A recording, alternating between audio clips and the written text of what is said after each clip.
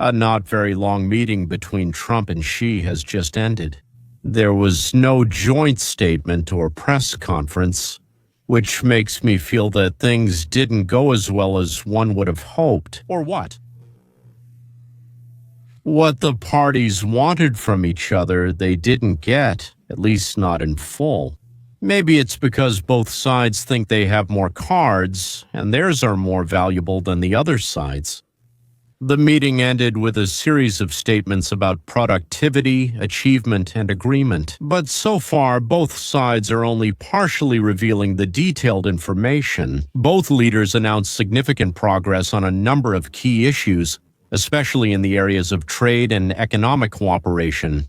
Trump described the conversation as tremendous. Well, you know Trump, emphasizing that many important decisions were made and that the parties are close to signing a new trade deal. The parties are close. As I understand it, we all hope that Xi's visit would mean signing the trade deal. The presidents also confirmed agreements to increase China's purchases of American agricultural products, especially soybeans. That's very good because our soybean farmers were getting nervous. They also expressed their intention to continue negotiations on cooperation in the technological sphere. Well, that's our microchips and deals with American companies like NVIDIA. According to them, a basic consensus will be reached. I haven't heard anything about TikTok. Anything is possible, but I haven't heard. So consensus on most trade and economic disagreements. Consensus on most trade and economic disagreements. One of the compromises was called a temporary easing of American export restrictions on chips. These very ones in exchange for China's agreement to postpone the introduction of a ban on the export of rare earth metals. That is, the hottest two burning topics, chips for them, metals for us.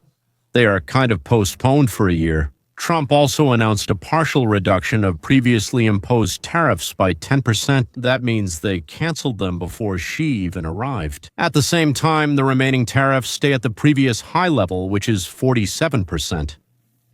Let's try to assess the specifics because from what I've told you, and from what the media immediately started publishing, to be honest, it's not very clear.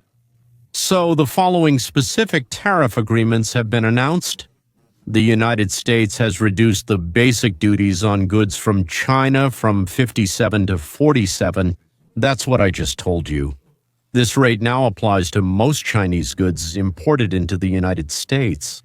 China has agreed to immediately resume purchases of American soy products and other agricultural goods, which had been suspended due to the trade conflict. The leaders also reached a one-year agreement, which they called a one-year agreement on the supply of rare earth metals from China, and any further restrictions or changes will be discussed annually.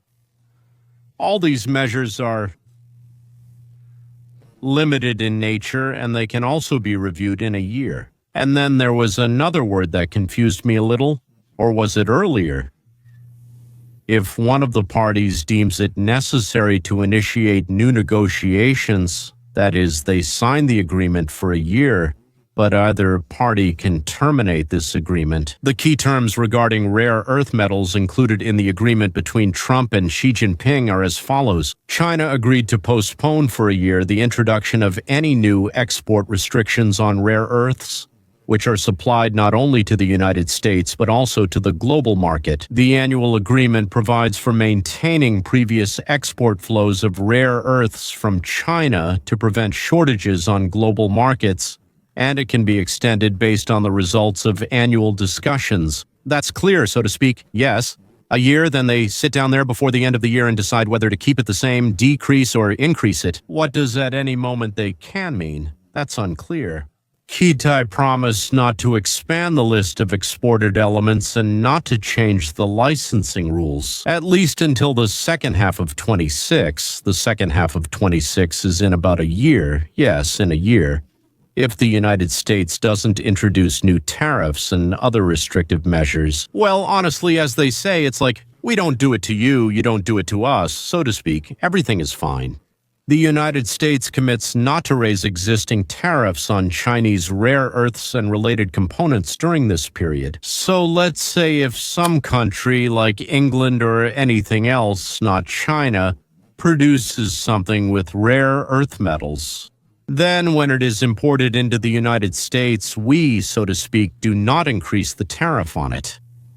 At the same time, the United States continues negotiations to develop its own supply chains and diversify through deals we've made with Japan, Australia, and Southeast Asian countries. Maybe Greenland, Australia. I already said yes. Thus, both sides have temporarily removed the key threats of a blockade. China secures exports, the United States avoids new tariffs, and global supply chains stabilize for a year. Again, after that, who knows? Operational monitoring is essential. Yes, there are specialized ministries, but they also create a special working committee that meets quarterly to discuss any controversial issues or force majeure situations. In case one side violates the terms, well, for example, how could they violate them? China could restrict exports without explanation, or the United States could unexpectedly impose tariffs on items they agreed not to. The agreement can be immediately reviewed or annulled. That's clear too, right?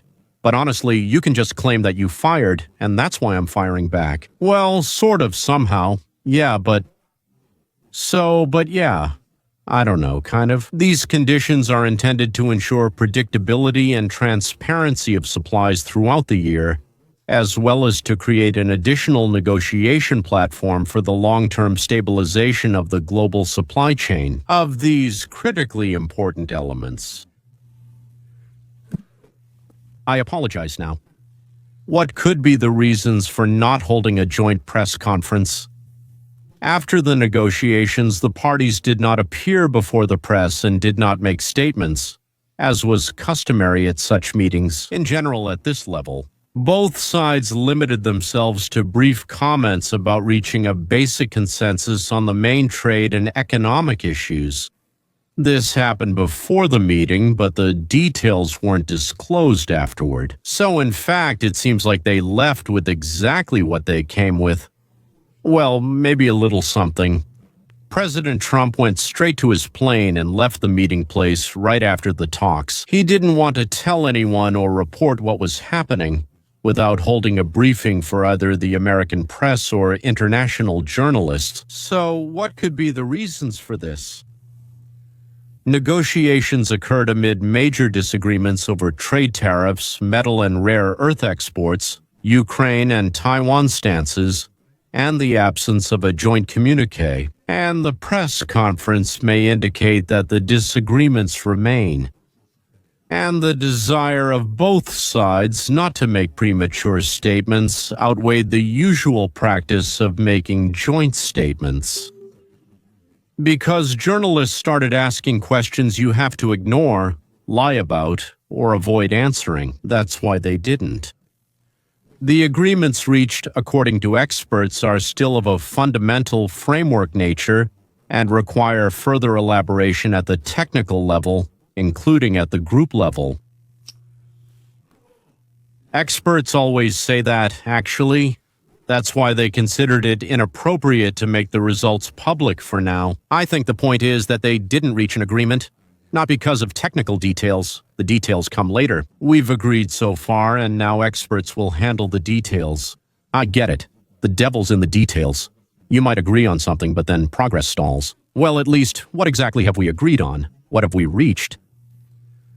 The internet and domestic politics in both the United States and China became possible factors. The parties may have preferred not to publicize the details of the exchange to avoid domestic criticism, given the ongoing disagreements. So we agreed, let's not formalize it yet until we work everything out, because otherwise both you and I will have problems.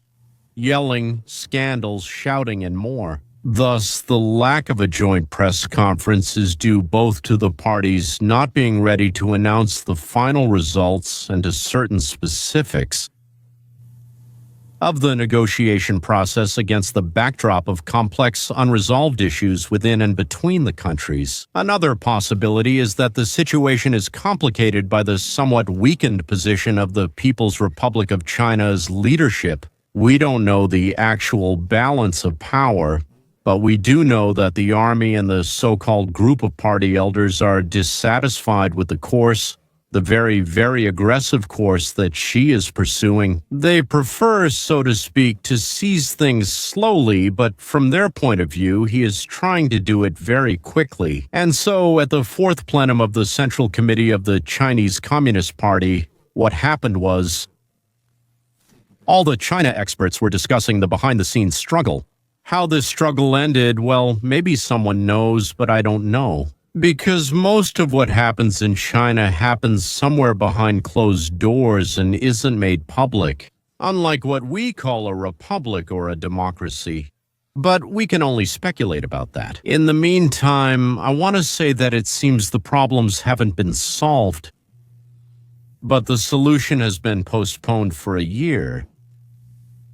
They might delay it again later, but for now it's a year. So for now, gentlemen, we don't have to worry for a year about the conflict and confrontation between China and the United States of America. And China will apparently continue to support Russia, while the United States continues to support Taiwan, as I already mentioned. And everything we were hoping would happen today will apparently happen in a year, unless the decision is postponed for another year or even longer. But I want to say once again that in 5 years, the United States of America will need significantly fewer rare earth metals, magnets, and medical drugs, which we don't produce today but will be producing in the very near future. Production will rise so that the United States of America becomes independent from any external force. Before meeting with the Chinese delegation, Trump held brilliant negotiations with stunning results with a number of Asian countries that are located right near China's borders. Most likely, China doesn't like this very much. That's it. But there's nothing they can do about it. Trump didn't give up Taiwan. As we already know, the total contribution to the industry of the United States of America during Trump's 8 months in office reached approximately $10,000. Staggering numbers, $18 trillion. During all 4 years of Biden's administration, less than $1 trillion came into the country, and here, not even a quarter has passed, and it's already $18 trillion. Trump said that he hopes by the end of the first year he will have 20 to 21 trillion in commitments from other countries to invest in our industry. Of course, this isn't money that comes in right now as a transfer, but will be invested over several years. But this, together with the tariffs, has already practically started the revival of American industry.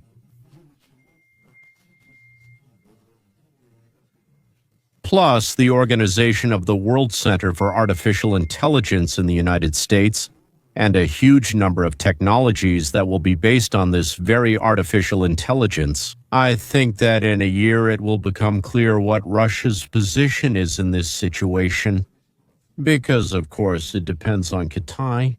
And then it will become clear how successful the United States is in bringing industry back to the United States, strengthening American industry, increasing and improving the standard of living for Americans, as well as significantly improving security both within the United States and at America's borders. I don't know about Greenland. I agree with this very fact. I don't know how Canada will be. In a year, it will be clearer, or maybe it won't. That's it. I don't know if you can call the meeting and negotiations with SII a success, but at least they postponed the crisis. Everything else that Trump did and accomplished during his trip to Japan, Kuala Lumpur, and Korea can be called a triumph of American politics and American economics. Thank you, gentlemen, for listening. There you go. On my channel, reviews are usually released daily, twice a day, covering life both inside the United States of America and between the United States and other countries. I try to provide information that comes from both the left and the right, from independent as well as corporate media sources.